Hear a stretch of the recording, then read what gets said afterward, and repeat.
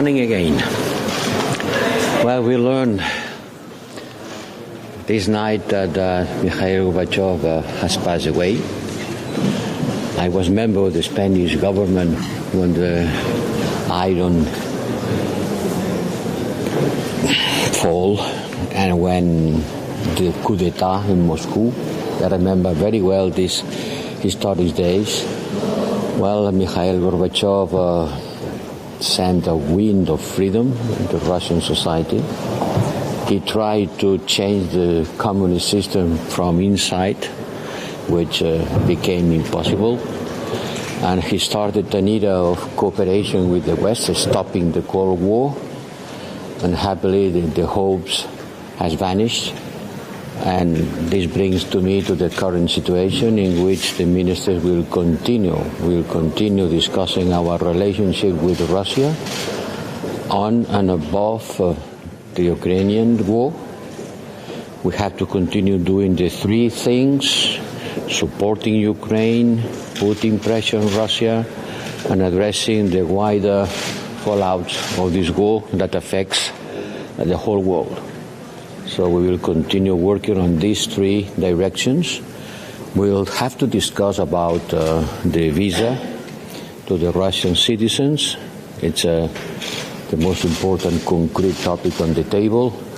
It has been widely discussed during this week. You know that there are different positions among different member states. I will be working for a united position, a common position. We cannot afford to appear disunited in such an important thing, which is the people-to-people relations between the Russian society and the European people. And we will have to study also the consequences of this war, not only on us. Yesterday we discussed about the consequences on Africa.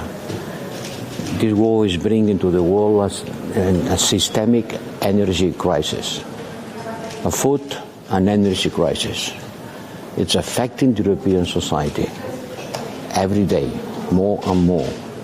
But other people, other countries, especially in Africa, but also in Southeast Asia and in Latin America, are suffering the effects of this war. We have to think about the future relationship with Russia. How do we deal with Russia in the future after what is happening today in Ukraine?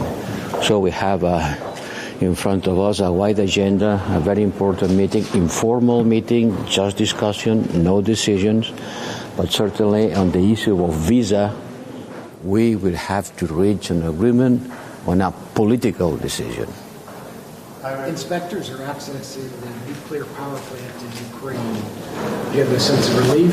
It's part of this systemic crisis. They are playing games. They are gambling with the nuclear security.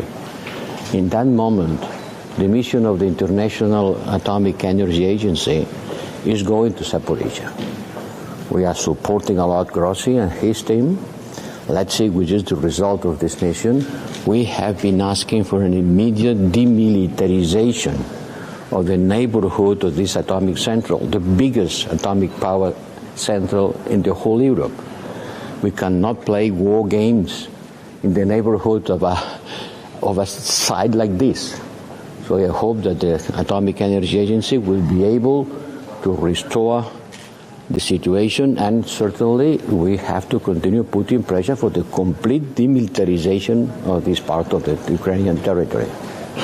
Can selective engagement, which is one of the 5 principles decided after the Crimea annexation by Russia, can this continue to be a policy of the European Union? At that moment there is no engagement, as you could perfectly understand. But we have to think about the future. The future, the relationship with Putin's Russia will be very difficult after what is happening. There is a Franco-German paper. There is also a Czech paper. We have a lot of food for thought. And this informal meeting is a good occasion to study how do we address our relationship with Russia. But I want to stress the importance of the wider world. It's not just the Russians and the Europeans. This crisis affected millions of people. Millions of people in the corner of Africa has nothing to do with Ukraine. are suffering hunger as a consequence of this war. And the gas market around the world is absolutely tightened. Look at the prices of the gas. It has a lot to do with that, not only in Europe, but also in Africa. Let me ask you.